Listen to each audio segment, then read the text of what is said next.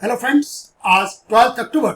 आज इस video lecture में हम केस स्टडी ले रहे हैं 12th। बहुत अच्छी केस स्टडी, जितनी केस स्टडीज बुक में है सबसे डिफिकल्ट मैं कहूं तो एक गलत। यदि आप इस केस स्टडी को कर लेते हैं तो आप एग्जाम में इससे ज्यादा डिफिकल्ट क्वेश्चंस आप नहीं पाएंगे, ये मेरा विश्वास है। इसमें नाम राज कृष्णा, पिताजी का नाम श्री नाथ मुखर्जी, नाम के आगे ऑलरेडी लगा हुआ है और नाम के पीछे जी लगा हुआ है। तो हमने इनको रेस्पेक्ट देनी हो तो बोलेंगे इनके पिताजी का नाम श्री श्रीनाथ जी। इनको प्रेजेंट एम्प्लॉयर से सैलरी मिल रही है, मकान मिला हुआ है, घर आने जाने के लिए कन्वेंस मिली है, लेकिन वो टैक्सेबल नहीं होती। Medical facility Indian textile school limited से इनको पेंशन मिल रही है 15,000 रुपए। एक मकान जो भोपाल के अंदर है उसका रेंट आ रहा है 6,80,000, लेकिन 80,000 रुपया इनको मिला नेक्स्ट फाइनेंशियल ईयर में। तो हम इस केस में अनरिलाइज्ड रेंट इसको नहीं मानेंगे, हम ड्यू बेसिस पर, ड्यू हो गया ना 6,80,000 पर ही म्युनिसिपल टैक्स टेनेंट ने पे कर दिया, उसका आपको इसमें बेनिफिट नहीं मिलेगा। हाउसिंग लोन का इंटरेस्ट आपने चुकाया नहीं, लेकिन डिडक्शन तो मिलती है। आपने एक मकान बेचा, आपने एक प्लॉट बेचा 90 लाख का और उसकी स्टैंप ड्यूटी वैल्यू उससे ज्यादा है, लेकिन 110% से कम है, तो हम लेंगे फिर जो हमारी सेल वैल्यू है। अच्छा, मकान बेचा गया 29 जून 2005 को। जब आप एक्सेल में कैलकुलेशन करेंगे तो एक्सेल की जो कैलकुलेशंस है उसमें पूरा ड्रामा है। यदि आप इसको ले लेंगे 31 दिसंबर 2004 तो इंडेक्स कॉस्ट इन्वेस्टमेंट इंडेक्स लेगा 113। यदि आपने ले लिया 1 जनवरी 2005 से लेकर 31 मार्च 2005 तो ले लेगा 117। हुआ ये कि जब ये सॉफ्टवेयर डेवलप किया गया उस समय गलती हो गई उनसे कि ये कैलेंडर नहीं होता, ये फाइनेंशियल ईयर होता है। हमने इनकी गलती पकड़ ली, तो हम गलती पकड़ के करें भी क्या, तो हमने अपने आप की डेट को अब कर लिया 31 दिसंबर 2004, क्योंकि 31 दिसंबर 2004 लेंगे तो हमारी जो इंडेक्स क्वेश्चन कॉस्ट है वो ज्यादा आएगी। हमने ले लिया 29 जून 2005 तो शानू नुकसान हो जाएगा, हम नुकसान क्यों सहेंगे जी। अच्छा, टैक्स बचाने के लिए आपने क्या किया, एक नया मकान, यहाँ भी एक नया इशू, नया लोचा। आपने खरीदा 33 लाख, स्टैंप ड्यूटी वैल्यू उसकी 35 लाख। अब ये आपने बेचा था प्लॉट, तो प्लॉट में तो नेट सेल कंसेशन ही आपने पूरा लगा दिया होता तब तो पूरा बेनिफिट भी जाता, यहाँ तो प्रोपोर्शनेट मिलेगा नेट सेल कंसेशन के मुकाबले। बहुत अच्छा कुछ। फिर आपने लिस्टेड डिबेंचर बेच दिए। अब लिस्टेड डिबेंचर बेचे तो वो इंडेक्सेशन तो उसमें होता नहीं, तो आपको 10% वहां टैक्स देना है। आपने बॉन्ड खरीद लिया एनएचएआई के, 1 महीना पहले खरीद लिया। अरे टाइम पे भी खरीदते 6 महीने के अंदर, तब भी कोई फायदा नहीं होना था, क्योंकि आपने बेचा प्लॉट, और जो प्लॉट बेचा है वो बेचा आपने 12 जून को, इन्वेस्ट कर दिया आपने 11 जून को। यदि बाई चांस आप एक दिन बाद कर लेते तो आपको ये जो आपने बॉन्ड खरीदे इसका फायदा हो जाता। क्वेश्चंस में किस सीक्वेंस में दिया हुआ है वो इंपॉर्टेंट नहीं है। आपने प्लॉट बेचा, उस एनएचएआई बॉन्ड को वहां इस्तेमाल थे, लेकिन नहीं कर सकते क्योंकि एक दिन आपने पहले खरीद दिया, पहला अलाउड नहीं है। तो इसमें प्लॉट पर तो लगेगा 20% टैक्स, लेकिन डिबेंचर पर लगेगा 10%। अच्छा जी, इसमें एनएससी इंटरेस्ट भी है 1,90,000, 10.23%। वो 4th ईयर है, 5th ईयर तो है नहीं, लास्ट ईयर तो है नहीं, तो उस इंटरेस्ट को हम जोड़ देंगे अदर सोर्सेज में और एटीसी में भी फायदा देगा। लेकिन एटीसी की मैक्सिमम लिमिट तो 1,50,000 ही है ना, तो फायदा क्या हुआ, फायदा तो होना नहीं। एम्प्लॉयर ने भी टैक्स काट लिया, एक्स एम्प्लॉयर ने भी काट लिया, सेल्फ असेसमेंट टैक्स भी जमा हुआ है, एडवांस टैक्स भी जमा हुआ है। तब आईटी में सेल्फ असेसमेंट हो, एडवांस टैक्स हो, कोई फर्क नहीं पड़ना। और जो सैलरी वाला है टीडीएस वाला, उसमें दोनों लिख देंगे, दोनों का टैन नंबर लिख देंगे, दोनों का नाम लिख देंगे, और income chargeable under the salary. अब देखो स्टैंडर्ड एक्शन तो मिलती है। एक बार हमने क्या किया, जो प्रेजेंट एम्प्लॉयर है 50,000 वहां कम करके दिखा दिया, चंगा है। एक इसमें रेस हॉर्स का है, बिजनेस कंटिन्यूड हो गया, उसका लॉस है, हम कोई सेट ऑफ सूट ऑफ कर ही नहीं सकते, छट दे उसको। और आज डेट हो गई 12 अक्टूबर, सिस्टम हमारी डेट उठा रहा है 12 अक्टूबर को, तो लेट फीस तो लगेगी, डेट तो जा चुकी 31 जुलाई। अच्छा, 234A की कैलकुलेशन फिर गड़बड़ कर दी, यहाँ पर, यहाँ 2580 रुपए कम दिखा रहा। हमें अपनी कैलकुलेशन में पूरा विश्वास है। देखो, हम तो एक्सेल की कई बार गलतियां निकालते रहते हैं, क्या करें, आप मजबूरी है हमारी, हमें बताना होता है आपको, लेकिन हम मान लेते हैं इसकी हम एक्सेल की कैलकुलेशन को मान लेते हैं। 234 हमने ए की मान ली जो सॉफ्टवेयर निकाली, लेकिन फिर भी बताना तो हमारा फर्ज बनता है ना। बी के कैलकुलेशंस हमारी बिल्कुल ठीक मैच कर गई, सी की मैच कर गई, तुम्हें ए की क्यों नहीं मैच करनी चाहिए? गड़बड़ तो इस एक्सेल में है ना। एक्सेल का जिसको इनकम टैक्स आता है वो टीम तो दूसरी है, और जो सॉफ्टवेयर बनाते हैं वो टीम दूसरी है। बस वही गड़बड़ झाला हो जाता है। शेड्यूल ऑफ एसेट्स लायबिलिटीज में बनेगा, क्योंकि टैक्सेबल इनकम तो इसमें 50 लाख से ज्यादा है। बहरहाल क्वेश्चंस बहुत अच्छा। इस क्वेश्चंस को मैं कहता हूं, यदि आपने नहीं किया तो इसका मतलब आपने पूरा पक्का काम नहीं किया। और डिपार्टमेंट ऑफ कॉमर्स की मीटिंग होगी, उसमें मुझे पूर्ण विश्वास है कि वहां पर एक्सेल यूटिलिटी ही पास होगी। हमें क्वेश्चंस एक्सेल यूटिलिटी में ही करने हैं। अब हमारे पास सिर्फ रह गए 2 केस स्टडीज, 13th और 14th, वो भी हम जल्दी खत्म कर लेंगे। और उसमें कैपिटल गेन नहीं है। 14th वाले में तो एग्रीकल्चर इनकम का आ जाएगा पार्शियल इंटीग्रेशन। तो इनकम टैक्स को आप एक बर्डन समझ के ना लें, ये लाइफ में जिंदगी भर काम आएगा। टैक्स तो आपको जिंदगी भर देना है, उससे छुटकारा मिलने वाला नहीं है। आप पैशन की तरीके से करो, आप सीक्वेंस में करो। मजाल है कोई गलती हो जाए, हाँ एक्सेल टाइम लेती है, थोड़ा पेशेंस आपको रखना होगा। आप सीक्वेंस वाइज करो, गलती नहीं होगी।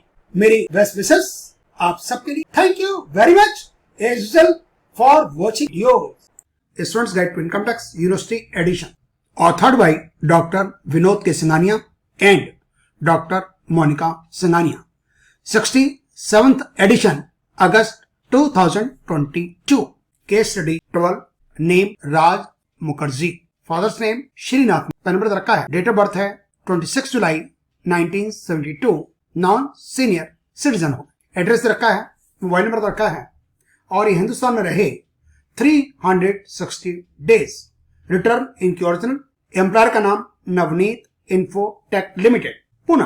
एम्प्लॉयर का पेन नंबर रखा है, डायरेक्टर किसी कंपनी में नहीं है, शेयर होल्डिंग अनलिस्टेड कंपनीज में नहीं है, और इनको जो पेंशन मिल रही है उस एक्स एम्प्लॉयर का नाम है इंडियन टेक्सटाइल स्कूल लिमिटेड, और उसका भी पेन नंबर दे रखा है।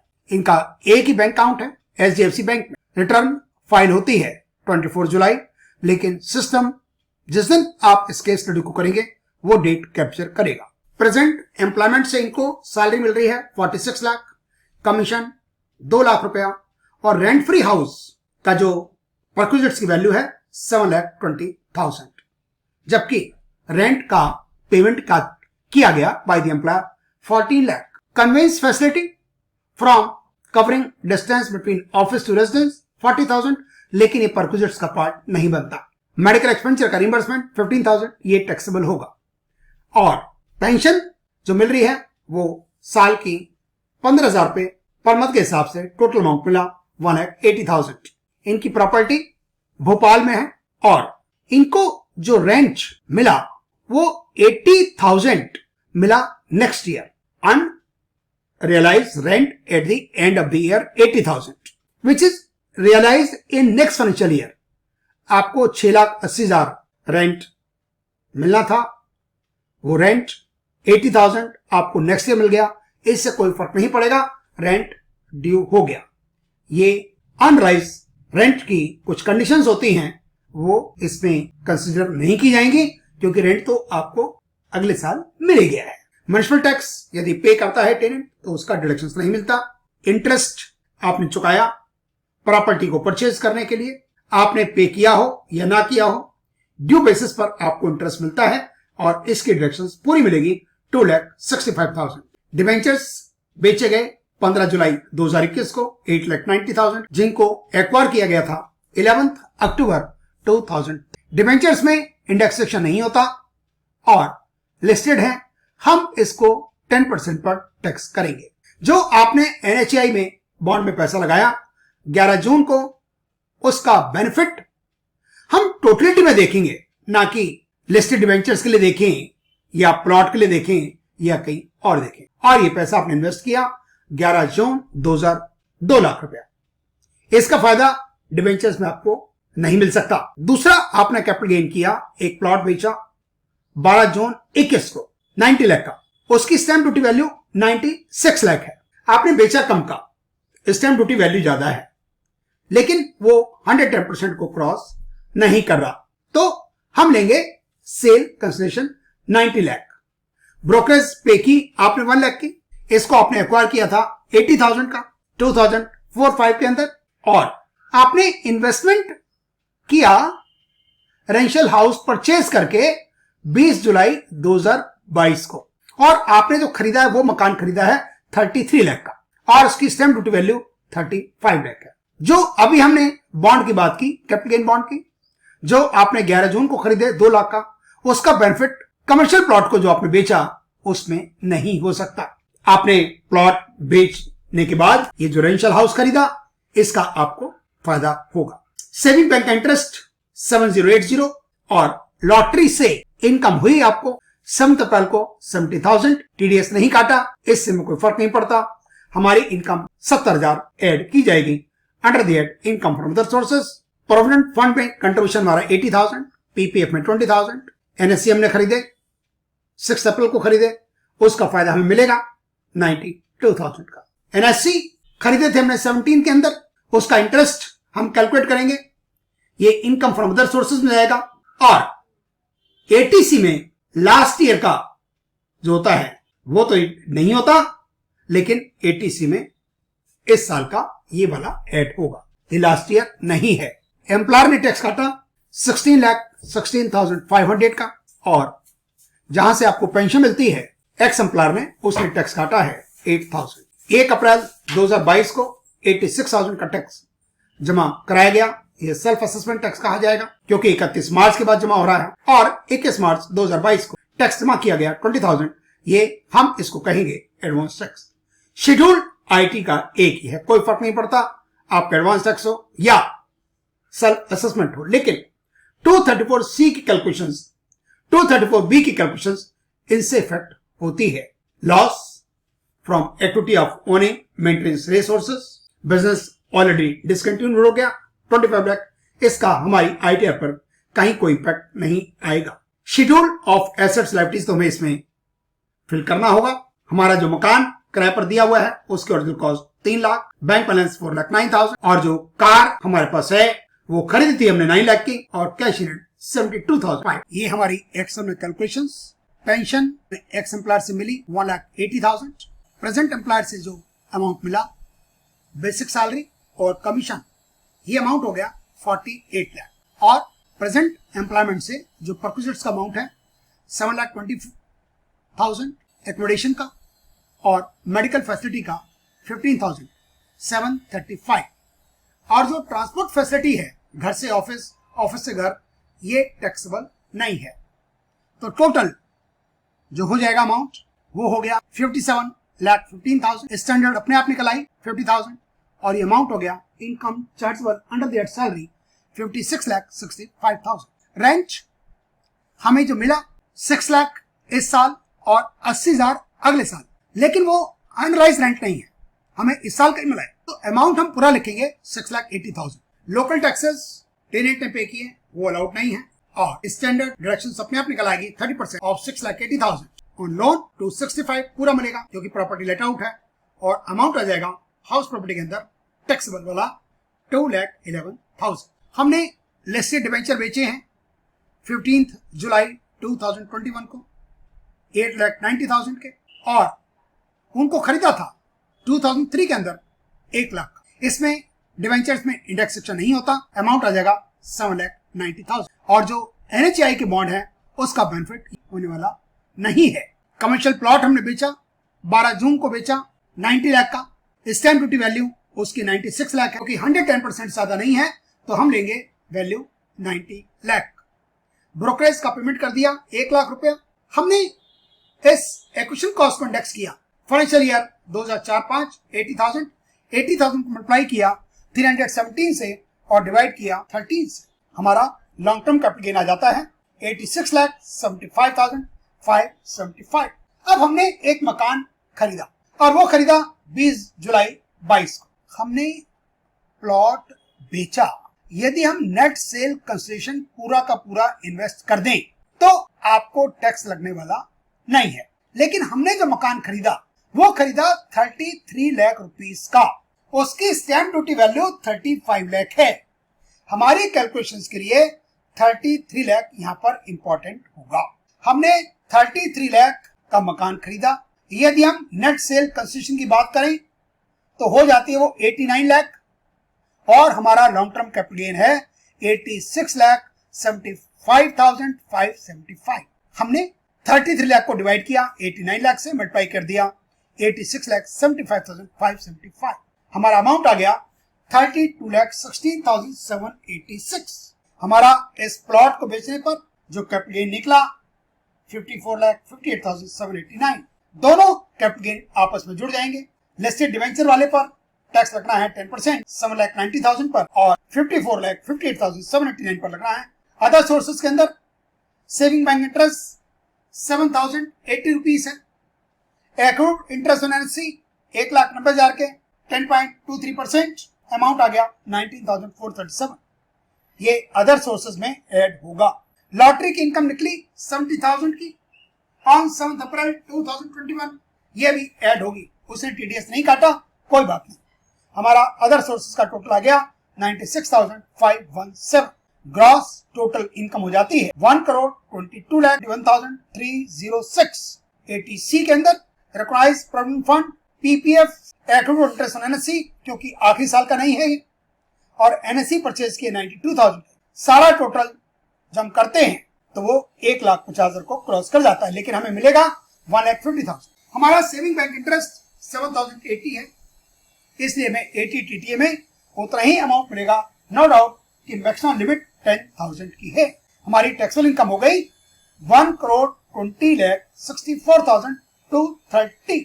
70,000 जो स्पेशल इनकम है उस पर 30% टैक्स लगना है लॉटरी वाली पर। 54,58,789 जो कमर्शियल प्लॉट वाला है उस पर 20% टैक्स लगना है। जो डिवेंचर वाला है 7,90,000 उस पर 10% टैक्स लगना है। ये स्पेशल रेट है। और रिमेनिंग जो इनकम है नॉर्मल 57,45,441 उस पर नॉर्मल टैक्स निकला 2.5 लाख तक 0, 2.5 से 5% 5 लाख से 10 लाख 20% और 10 लाख से ऊपर 30%, और वो अमाउंट आ जाता है 15,36,132। सारे टैक्स को मिला दिया, अमाउंट आ गया 27,27,890। सरचार्ज लगेगा 15% क्योंकि इनकम आपकी क्रॉस कर गई 1 करोड़ से और 2 करोड़ तक है। अमाउंट आ गया 31,37,074।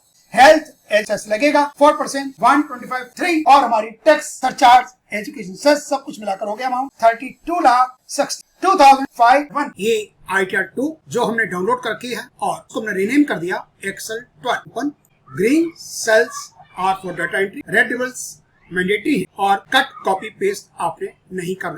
किसी शीट को डिलीट नहीं करना, किसी रो को आपने डिलीट नहीं करना।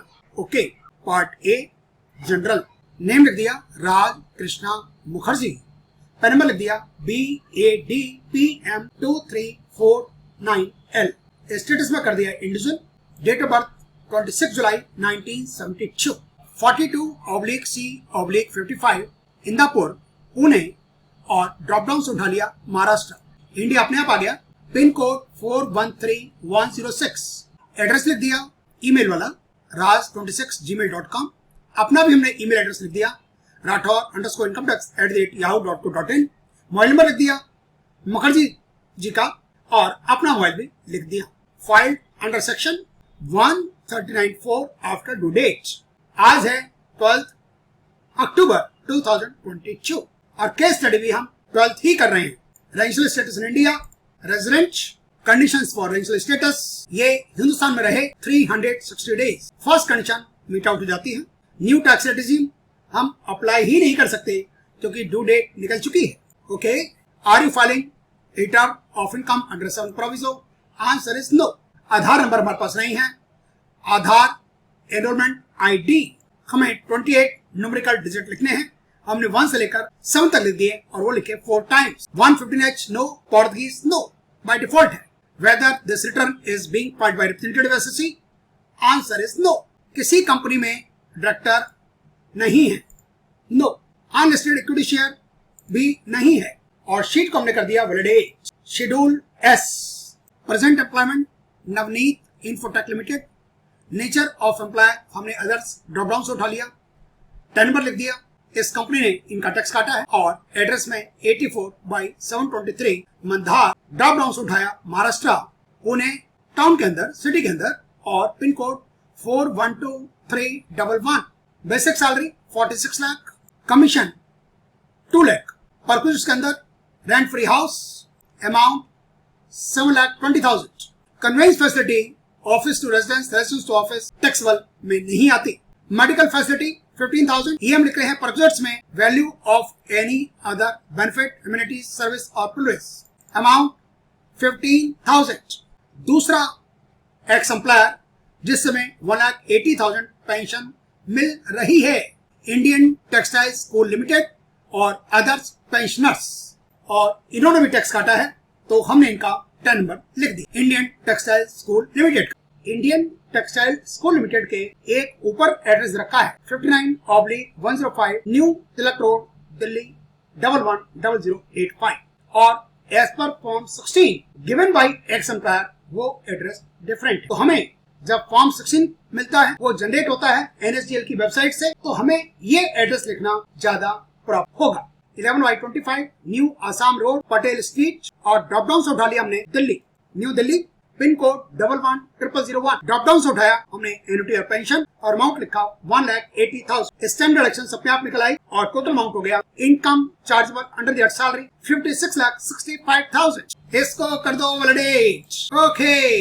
House property C-24562 Anandpura, Bhopal city state, drop down से उठाया मध्य प्रदेश, सेंटर में इंडिया के, इंडिया अपने आप आ गया, पिन कोड 462021।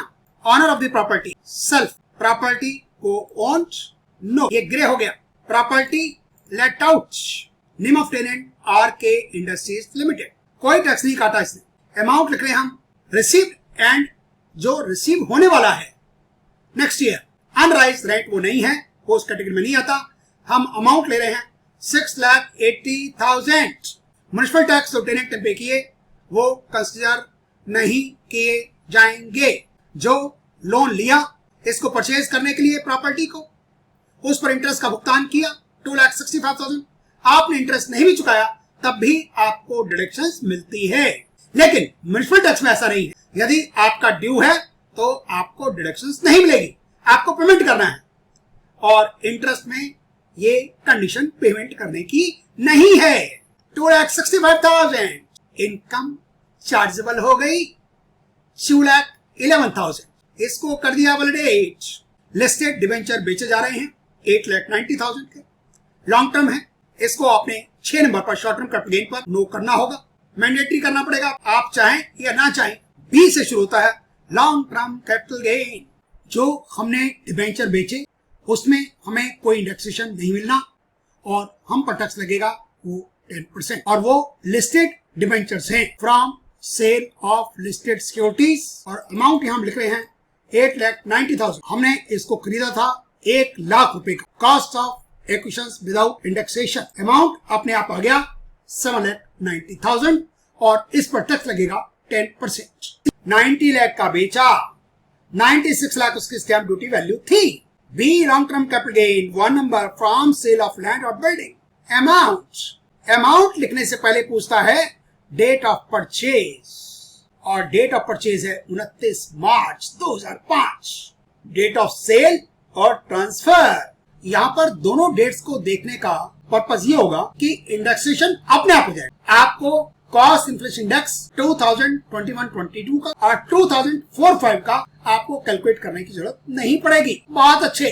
कंसिडरेशन है 90 लाख और स्टैम्प ड्यूटी वाला है 96 लाख। आ जाएगा 90 लाख, आपने आप उसने कैप्चर कर लिया। बहुत अच्छा। आपने खरीदा था ये 80,000 का, इंडेक्सेशन अपने आप हो गया। एक्सपेंडिचर 1 लाख। एक कमर्शियल प्लॉट बेचा गया 12 जून 2021 को, और वो बेचा गया 90 लाख का। स्टैम्प ड्यूटी वैल्यू 96 लाख है, 110% से कम है, उसको एक्सेप्ट नहीं कर रहा, तो सिस्टम 90 लाख रुपीस अपने आप लेगा। और हमने ये प्लॉट खरीदा था 29 मार्च 2005, जो डेट हमें केस स्टडी के अंदर दे रखी है। लेकिन जब हम कैलकुलेशंस इसमें करते हैं, जब सिस्टम एक्सेल का कैलकुलेशंस करता है, तो ये 29 जून 2005 को 2005-6 फाइनेंशियल ईयर मान लेता है, जो कि गलत है। तो हमने इसकी डेट को बदल दिया 31 दिसंबर 2004। गलती यहाँ पर यह है कि जब ये एक्सेल यूटिलिटी तैयार की गई तो उसको फाइनेंशियल ईयर की जगह कैलेंडर ईयर ले लिया गया है। तो हम यहाँ पर डेट लिखेंगे 31 दिसंबर 2004, जिससे हमारी जो अपनी एक्सेल की कैलकुलेशंस हैं वो बिल्कुल ठीक हो जाएंगी। और यदि हम 29 मार्च 2005 लेते हैं तो हमारा नुकसान हो जाएगा, क्योंकि इंडेक्स एक्विजिशन कॉस्ट जो है वो कम हो जाएगी। 2005-06 का इंडेक्स तो है 117, लेकिन 2004-05 का है 113। Date of purchase 31 December 2004, date of sale 21 June 2021, full value of consideration 90 lakh, stamp duty value 96 lakh और कॉस्ट ऑफ एक्विजिशन सिस्टम अपने आप कैलकुलेट कर रहा है। डेट को देखकर हमने कर दिया 80,000। अब देखिए वैल्यू हमारी आ गई 2,24,425। यदि मैं डेट यहां पर चेंज कर दूं 29 मार्च 2005, ईयर सेम है 2004-05, लेकिन यहां फिगर हो जाती है जो कि हमें नुकसान देगी। हम डेट कर रहे हैं 31 दिसंबर 2014, 2004। Very good. एक्सपेंडिचर हुए 1 लाख के। सेक्शन 54F के अंदर हमने मकान खरीदा है 33 लाख का और उसकी स्टैम्प ड्यूटी वैल्यू है 35 लाख। वो हमारे लिए इंपॉर्टेंट नहीं है। हमें यदि कैपिटल गेन पूरा का पूरा बचाना है तो हमें इन्वेस्ट करना पड़ेगा 90 लाख माइनस 1, 89 लाख। हमने मकान खरीदा 33 लाख का। यदि हम 89 लाख रुपीस का नेट कंसेशन हमारा, तो कैलकुलेशंस होगी 33 lakh divided by 89 lakh multiplied by 86 lakh 75,575 और अमाउंट आता है 32,16,786।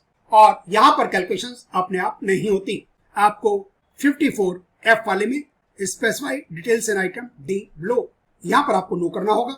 ये डी आ गया, informations about deductions claim against capital gain. 54F में हमें लिखना है date of transfer of original assets 21 June 2021, cost of new residential house. यहाँ स्टैम्प ड्यूटी वैल्यू की बात नहीं हो रही है। 33 लाख डेट ऑफ परचेज और construction of new residential house 20 July 2022, amount deposit in capital gain account कोई अमाउंट नहीं, अमाउंट ऑफ डिडक्शंस क्लेम्ड। ये अमाउंट कम तो हो सकता है लेकिन ज्यादा नहीं हो सकता।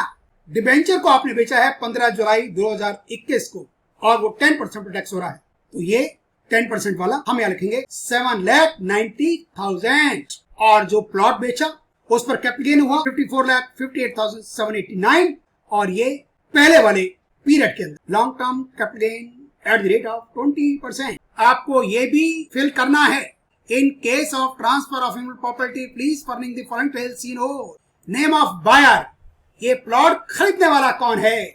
इस प्लॉट को खरीदने वाले वेंकटेश लिमिटेड, पैन नंबर लिख दिया, परसेंटेज शेयर 100% है इनका।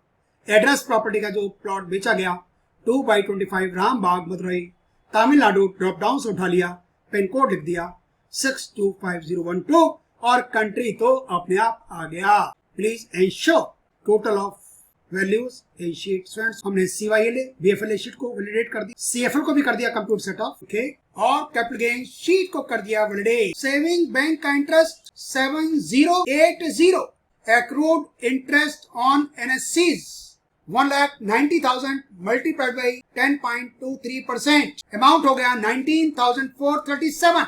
खुद कैलकुलेट करना पड़ेगा आपको। विनिंग फ्रॉम लॉटरी, लॉटरी निकल आई 70,000 रुपये की, कोई TDS नहीं कटा, काटना चाहिए था। विनिंग फ्रॉम लॉटरी 70,000, लॉटरी लगी 7 अप्रैल 2021 को। वेरी गुड, ये में डेट लिखनी होगी। ये आ गया पहले वाले पीरियड में 70,000। बहुत अच्छे, यहाँ आपने डिविडेंड भी तो लिखा है पहले, इसको कर दो वर्डेज। ओके, 80D हमने कोई प्रीमियम नहीं चुकाया, नॉट क्लेमिंग। पेरेंट्स का भी नहीं चुकाया, इसको कर दो वर्डेज। चैप्टर 6A रिकॉग्नाइज्ड PF 80,000, 20,000 का PPF, 92,000 का जो NSC ने खरीद लिया 1,92,000 हो गया और 19,437 का accrued interest on NSC। Total amount हो गया 2,11,457, मिलेगा तो 1,50,000। 80 TTA, सेविंग बैंक का इंटरेस्ट है 7080, तो वही मिलेगा। मैक्सिमम लिमिट 10,000 की होती है। वेरी गुड, बहुत अच्छे। आराम से काम करें, कोई गलती की पॉसिबिलिटी नहीं, कोई प्रेशर नहीं। एग्जाम में तो प्रेशर होगा ही। ओके, हो गई। SBI, SI, special income, special rate, ये आ गया। लॉन्ग टर्म कैपिटल गेन 20%, ये लॉटरी आ गई 70,000 पर 30% के हिसाब से 21,000, इसको भी कर दो वैलिडेट। ये 3 डॉट्स का हेल्प लो और आगे बढ़ो। एसेट्स लायबिलिटीज, इमोरल प्रॉपर्टी, हाँ जी है, उसकी कॉस्ट 3 लाख रुपये है। House property C-24562/2 Anandpura Bhopal, और स्टेट ड्रॉप डाउन से उठाया मध्य में, मध्य प्रदेश। कंट्री अपने आप आया।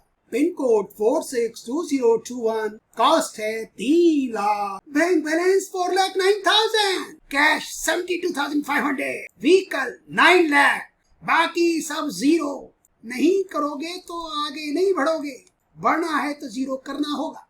वैलिडेट IT, इसको कर लो जूम। BSR कोड 7 न्यूमेरिकल 0009578, 1 अप्रैल 2022। चलान नंबर 00071, 5 न्यूमेरिकल होना चाहिए। अमाउंट 86,000, उसी बैंक में जमा कराया था 21 मार्च 2022 को। एडवांस टैक्स 20,000 रुपया, टोटल अपने आप हो गया 1,06,000। इसको कर दो वैलिडेट। TDS, okay. एम्प्लॉयर ने टैक्स काटा, नवनीत इन्फोटेक लिमिटेड ने उसका टर्नओवर लिख दिया, और हमने income chargeable under the salary लिया 55,35,000 माइनस 50, स्टैंड डिडक्शन सस्पेंशन में माइनस कर दिया। आप ना भी करना चाहें तो कोई फर्क नहीं पड़ेगा। और टैक्स इसने काटा है 16,16,500।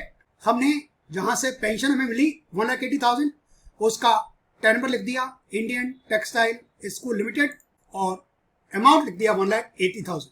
और TDS इन्होंने काटा है मात्र 8,000, वैसे इनको काटना नहीं चाहिए था। वैलिडेट, और किसने TDS नहीं काटा। वेरिफिकेशन, पिताजी का नाम श्रीनाथ मुखर्जी, श्री ऑलरेडी लगा हुआ है, जी अपने आप लगा हुआ है।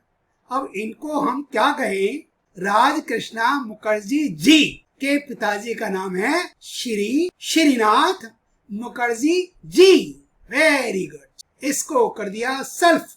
लेकिन इनकम टैक्स में ना श्री लगाओ, ना लाला लगाओ, ना डॉक्टर लगाओ, ना प्रोफेसर लगाओ, और ना लगाओ जी। ये तो मुखर्जी खुद ही हैं, और खुद ही श्री हैं। वर्डेज TTI IFSC कोड लिख दिया SGFC 0002698, और इसको किया एंटर। SDFC बैंक अपने आप आ गया। बहुत अच्छे। अकाउंट नंबर तो लिख दिया, इसको कर दिया चेक मार्क, क्लिक कर दिया। रिफंड के लिए एक अकाउंट जरूरी होता है, वो तो आपको करना ही पड़ेगा, और इसको कर दो नो। और हमने कर दिया कैलकुलेट टैक्स। ये टैक्स कैलकुलेट हो रहा है। सैलरी का आ गया 56,65,000, हाउस प्रॉपर्टी का आ गया 2,11,000, ये आ गया 10% वाला, ये आ गया 20% वाला, और ये लॉटरी वाला 70,000, और ये अदर सोर्सेस वाला। Total deductions 1,57,080। टोटल टैक्स बन गया 27,27,890। सरचार्ज लगेगा 15%, हेल्थ एजुकेशन सेस लगेगा 4%। अमाउंट हो गया टोटल 32,62,557। 234A, यहाँ हो गई गड़बड़। हमारा 2,580 रुपए ज्यादा आ रहा है। हमारा अमाउंट है 48,540। हमें अपनी कैलकुलेशंस पर पूरा विश्वास है। 234B की कैलकुलेशंस ठीक है, 234C की भी ठीक है, 234F भी ठीक है। सारी कैलकुलेशंस मैच कर गई, तो 234A क्यों नहीं मैच करना चाहिए। एक्सेल की कैलकुलेशंस गलत है, लेकिन हम अपने सॉल्यूशंस में आपको दिखाएंगे एक्सेल की कैलकुलेशन, हमें फायदा हो जाएगा, लेकिन डिमांड बन के आएगी, ये याद रखना। टोटल टैक्स अभी पे करना है 17,78,570। सारी कैलकुलेशंस भी यही कह रही हैं। हमने एडजस्ट कर लिया 2,580 रुपए का। ये देखो, gross total income less deductions total income taxable वाली 7,90,000 पर 10%, इस पर 20%, 70,000 का 30%, अमाउंट हो गया 27,890। नॉर्मल इनकम हो गई 2.5 लाख से 5 लाख 5%, 5 लाख से 10 लाख 20%, बाकी पे 30%। 15,36,132 है नॉर्मल इनकम पर टैक्स। सरचार्ज लग गया, हेल्थ एजुकेशन सेस लग गया, अमाउंट हो गया 32,62,557। इंटरेस्ट अक्टूबर की कैलकुलेशन हो रही है, बात में नहीं कहना गलत हो गई। 241,513 हमने माइनस कर दिया 2,580 एक्सेल की calculation same to same match करने के लिए। 5,000 के लेट फीस, अमाउंट पे करना है 17,78,570। ये हमारी 234C की कैलकुलेशन 82,293 मैच कर रही हैं। नवंबर में भी यही रहेगा, दिसंबर में भी यही रहेगा। 234B की भी मैच कर रही हैं। अक्टूबर में ये 113,260, नवंबर में हो जाएगा 129,440, दिसंबर में हो जाएगा 145,620। और जब आप कर रहे होंगे 234A का तो नवंबर में बदल जाएगा, हो जाएगा 64,720 और दिसंबर में हो जाएगा 80,900। इसको कर दो जनरेट जेसन, इसको कर दो ओके। एक शीट तैयार हो गई समरी की वेरिफिकेशन के बाद, इसको भी कर दो okay. Save JS1, file saved okay okay. ये आ गया हमारा JS1 फाइनल वाला 12 अक्टूबर 2022 रात के 10:05 नहीं, रात इट इज स्टिल इवनिंग। इसको ओपन करके दे, इस JS1 को आप ITL 2 में इंपोर्ट कर लोगे तो पूरी एक्सेल वर्कबुक भर जाएगी। जी हाँ, फिल्ड हो जाएगी। वैसे हमने फिल्ड भी अपनी वेबसाइट पर आपकी कन्वीनियंस के लिए अपलोड की हुई है, वहां से आप डाउनलोड कर सकते हैं।